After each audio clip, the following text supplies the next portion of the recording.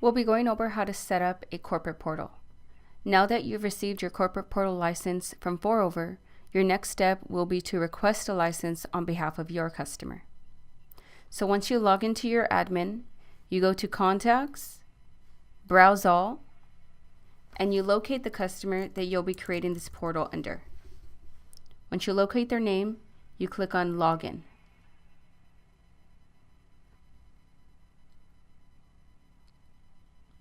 Once you're logged in as them on the storefront, you go ahead and click on My Profile, and then you locate and click on Applications. Click Canvas-based Corporate Portal. Click on Manage Licenses or Request Licenses. Click Request Licenses, and then here you'll see the number of licenses for you to request. As you can see, you can also set a price so that if you want to charge your customer for a portal, you can do so. You would need to charge them offline. Once we go back to the admin, I'll show you how you can set up the price. Once you've selected the licenses you're requesting on behalf of your customer, click on Submit. You'll see the status as pending, and then close out this window. Now your next step is to go back to the admin, and as the admin owner, you're going to now approve the license that you just requested on behalf of your customer. So go to App Marketplace, and then go to Licenses. Here, you'll go ahead and see the list of people who've requested a license from you. Locate the customer you requested it under. You'll see status as pending and the request date, and then you hit Issue License. Click OK, and now you'll see that you've issued the license to that customer. So now your next step is to go back to the storefront logged in as your customer, and now you're going to create the organization. First you create an organization, and then we'll go ahead and create the corporate portal for that organization. So to create an organization, go back to My Profile,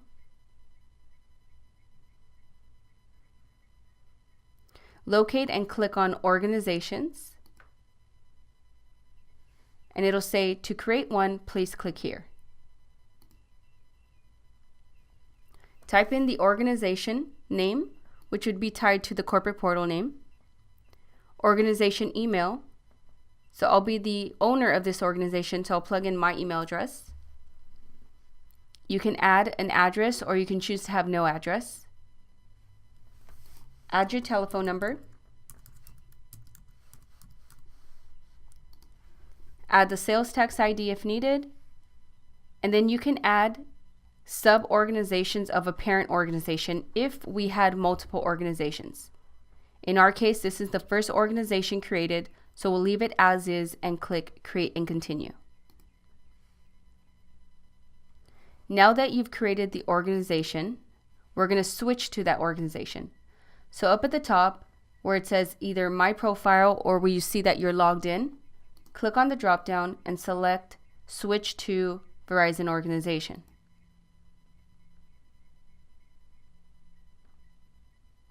Once you've switched and logged into that organization, now you're ready to create the corporate portal. So you go to My Profile, locate and click on Portals, and then click Create New Portal. We're going to be creating this portal for Verizon Employees Organization, and then you can go ahead and add a portal description.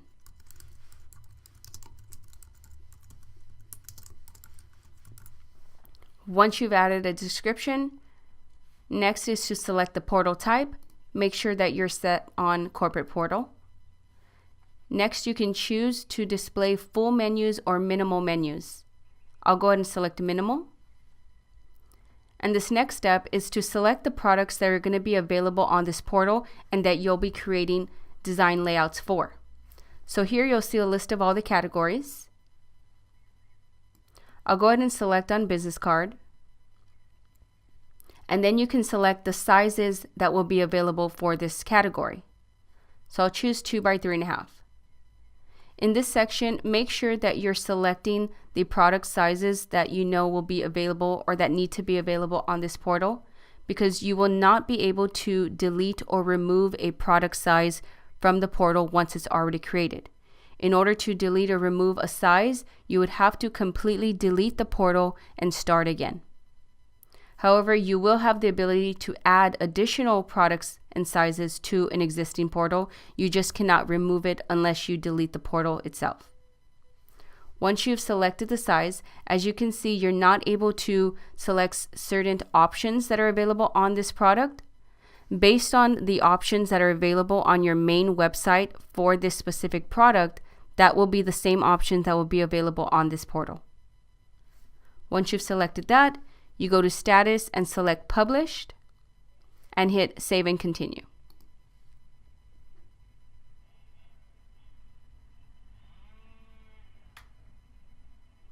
Now that we've created the portal, we'll see a few other tabs. Next is portal addresses. So you can set a global shipping address or a global billing address to this portal. The third tab is customization and branding. Now we'll go into customizing the look and feel of this portal. So as you can see, there's 3 tabs here. First tab is appearance. We scroll down, you can choose from the different layout options. For example, if you want to have a left sidebar or no sidebar, I'll select no sidebar. You also have header configurations, and you can choose from the different 4 preview of the header layout. There's a few icons that you can display or not display on your header. You can choose the background, pattern, or font colors for the header. You also have the same for footer. You can also customize the font heading tags on the different pages of your portal. You can change font style and set body background color or images and patterns, as well as updating the border and accent colors. So once you've set and selected your settings for the appearance, you click on Save and Update Layout. Click Yes, Refresh.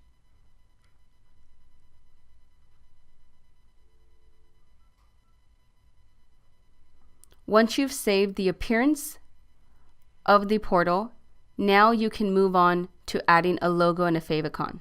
So you click on the second tab, you scroll down, make sure you're on the correct drop down. So I'm going to upload a logo. You can click here and select my Verizon logo. Click on open. And once that I see it's updated, I click on Save and Update Layout. Yes, refresh.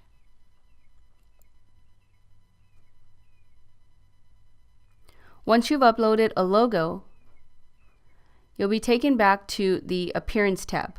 Now in the Appearance tab, you have the ability to add a banner or a homepage slider on your portal. So if you want to add a homepage banner on the portal, locate where it says Banner Slider Image and click on Override Homepage Banner Slider. You can click here and select your banner.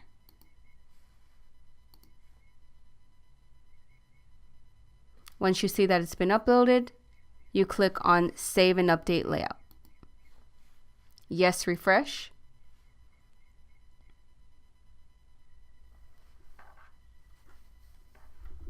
Now that we've saved a logo and we've also added a homepage banner, you'll see that there is a third tab here called Custom CSS Overrides. If we click on this, this section is if you have a web developer and you want to further customize the look and feel of your portal, you can do so. Your web developer would need to know custom CSS code, HTML code, and JavaScript code. Again, in order to further customize the portal regarding the look and feel, you will need a web developer that is familiar with CSS code, JavaScript, and HTML. All right, now that we've saved the customization layout settings and we've added a logo, we can go ahead and click on one last time, Save and Update Layout. And now we're ready to move on to create the layout designs for this portal.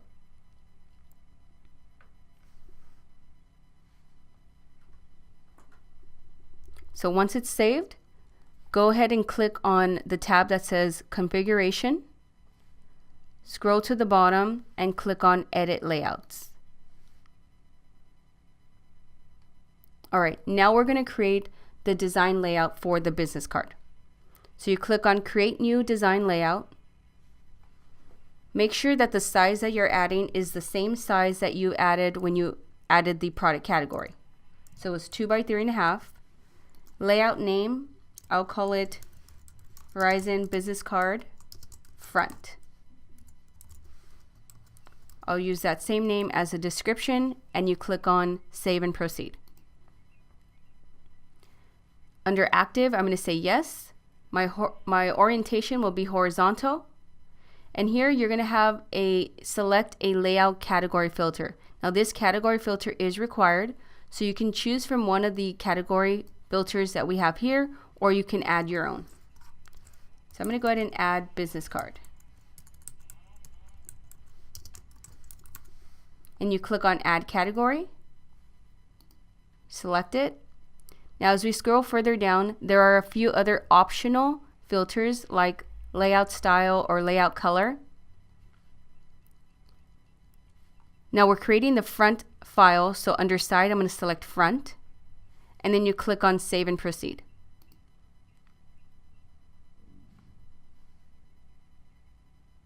Now once we click on Save and Proceed, we're going to go into designing the template here. All right. So now I'm going to start to build this business card so that when the employees come, they select that business card for them. Okay, so I'm going to add the Verizon logo. So under Images, I'm going to click on Upload an Image to add my own image. I'm going to plug it under Business Card category, and we scroll down,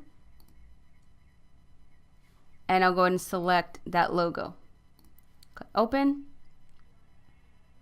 All right, once it's added, I'll go ahead and click on Close, and then I'll select that file, and now you can see that the logo will be here. Now with images, you have the ability to adjust them, to adjust the size. You can extend it, you can align it, and make it so that it's centered. Now I'm going to go ahead and lock this logo so that when they do go to select this template, they're not able to move or adjust this logo or image. Once you lock it, you click on the green arrow. I'm going to add a shape as I'm building this business card. Again, I'll just move that and align that to the center. Again, I will lock this and save it. Now I'm going to start to build the text fields. So at the top, I'm going to click on Text, and I'm going to insert text field. This is my text field. Go ahead and add it to the top right. Now here are your editing tools. So I'm going to align this text to the right so that when they're typing, it comes out to the right. And I'm going to call this name. Okay. You do have the ability to set the specific fonts for your text. Now you'll notice that our designer has Google Fonts. So all the fonts that are within this library are Google Fonts. If there's a specific font that you're looking for, you would need to locate the Google equivalent to your font. At this time, we are not adding custom fonts. So if there's a font that you need and you do not see it in the list of fonts, you'll need to look up the Google equivalent to your font. All right, you also have the ability to change font sizes, font color, and again, bold and italicize and so on. So now with this text field, I'm going to go ahead and lock it so that they're not able to move the positioning of it, but I will allow them to make edit to the text so that they can go ahead and type in their name. So you lock it, allow character changes, yes, allow. And then you click the green check mark. My next text field I'm going to do is title. Okay, we'll go ahead and move that over here. And again, we'll align it to the right.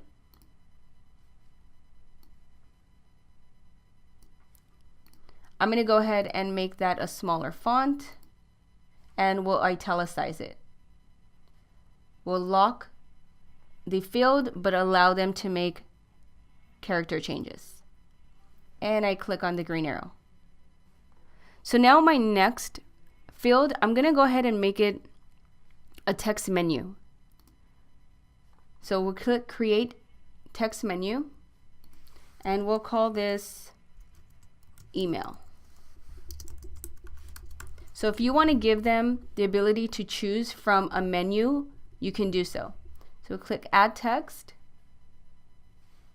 All right, now let's type in the first email.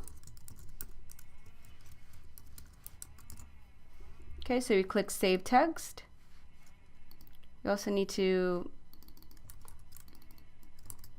add that one.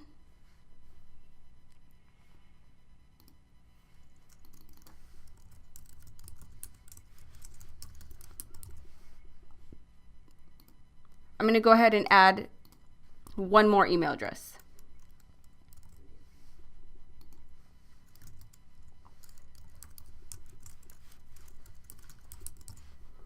Okay, so let's say you have multiple employees. So we click Save Predefined Text Menu. You click OK. And so now we'll go ahead and put this in this position here. I'll change the size. We're going to also make that align to the right. And again, we're going to lock so that they're not able to move it, but we're going to allow them to choose the email addresses. And you click the green arrow. So as you can see, they'll be able to choose a specific email address. We'll go ahead and add one more field just for the demo. We'll call this tell. And what you can do is you can also create it and set the field. So if you don't need them to type in the phone number, you want to have that information already ready for them, you just plug in the number. And again, we're going to have this aligned to the right. Plug it out where you want it to be. We'll go ahead and change the size of it. And you're going to lock it. In this case, you're not going to allow them to change the phone number. So you're going to put no block all edits. And you're going to hit the green arrow. So now they're not able to make any type of changes to the phone number or to move it. Okay? So just for the demo, we'll do this here and we'll click on Save and Finish.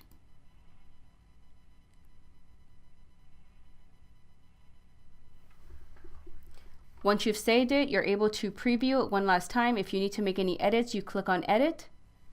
If everything is good, you click on Proceed. Now that is the front. We're going to go ahead and create a back side. So you click on Create New Layout. We're going to go through the same steps, 2 by 3.5. And I'm going to call this Employee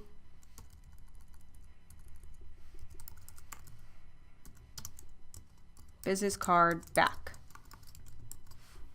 Save and Proceed. Again, active, yes. Horizontal. I'm going to plug this under the business card category filter. This filter is required. These other filters are optional.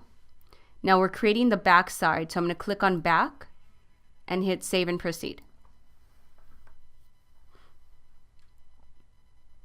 Now for the back side, for those of you that want to create a template where you already have the file ready, you don't need to create or add images, you already have the file set up the way you want it, you can add that file as a background.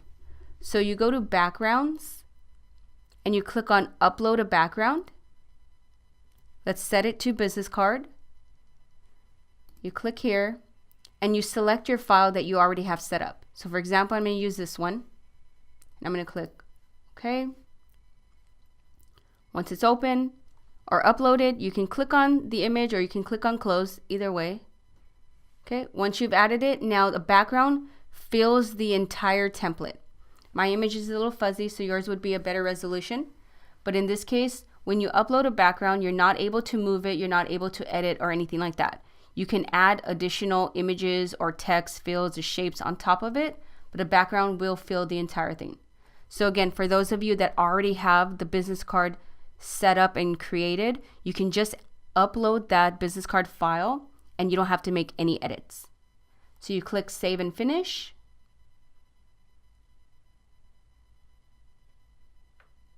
Again, you'll have the ability to preview it or make any additional edits. If everything is good, you click Proceed. And now we have a front and a back.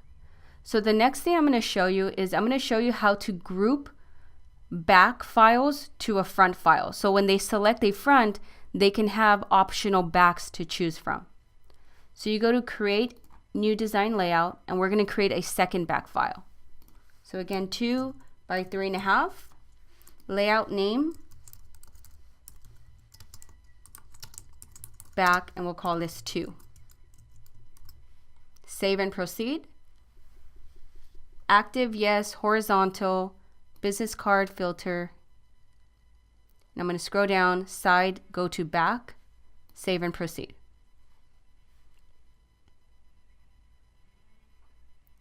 So for the back side, I'm going to go ahead and just use one of the images I was using. Let's see, my images. Actually, well, here it is. So the Verizon, we'll just put that here in the middle. And again, you can add or adjust whatever it is that you want on this backside. So we'll lock that, add it there. I'll go ahead and make it maybe like an appointment card so they can set the appointment in the back.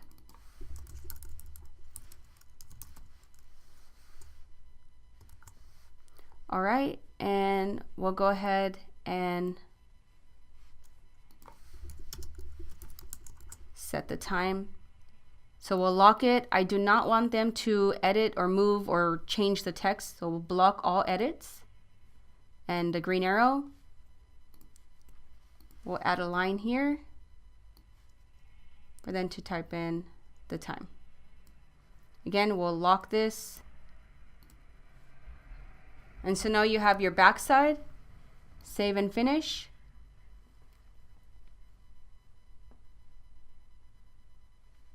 Proceed.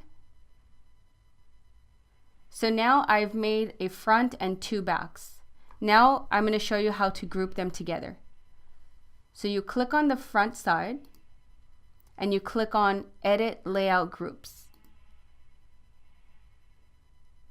You name the group, so we'll call it Verizon Employee Business Card.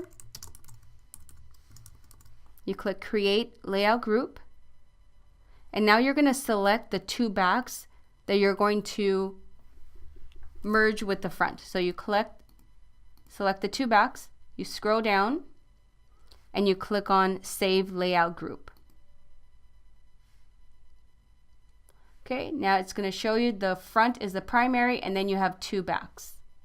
So now you click Return to Layouts. And now you've grouped the 2 backs to your front.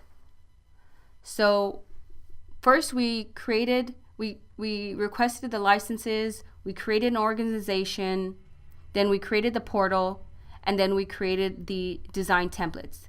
That's just a brief overview of creating a portal. So now that we've done everything in the builder mode, we're going to go ahead and exit builder mode and see the corporate portal as a user.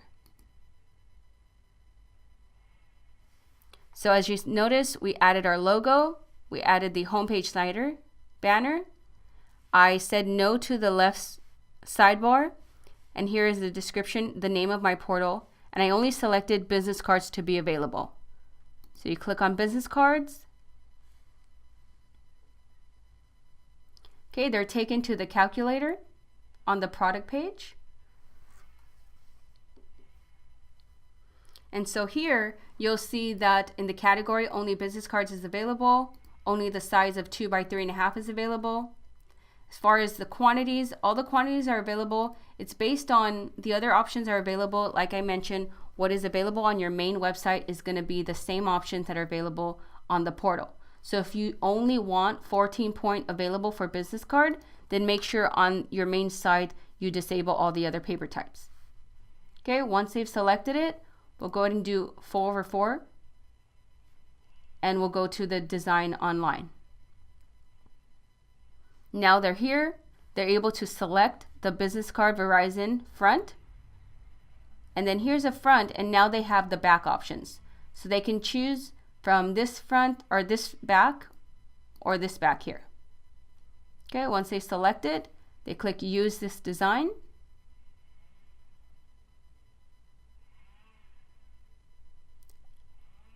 And then they come to the designer and they're able to enter the fields. So for name, they can type it here. For title, add in their title. Email address, as you remember, we created a menu, so there's a drop down. Select that, and telephone number is already set, so I'm not able to move that. And as far as for the logo, as I locked it, not able to move these things or adjust them. So you click on next slide.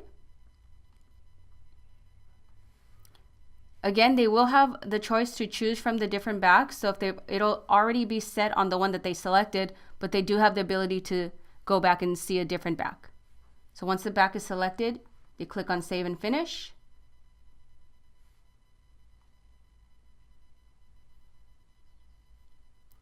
Everything looks good. They click on proceed. And now it takes them to the shopping cart where they're able to check out. So that's the front end or the user experience when they're in the portal. Now, I'm going to go ahead and show you guys how to invite members to the portal. So once you've created the organization, once you've created the portal, now you want to start to invite the different members or employees to this portal. So what you do, as again still logged in as the organization, you go to My Profile, and only the organization owner can do this, okay? So you go to My Profile, you go to Organizations, and so where you see the organization name, you go to Members, and then you'll see the second tab that says Invite Members. So here's where you're inviting different members to the portal. So you click on their email address,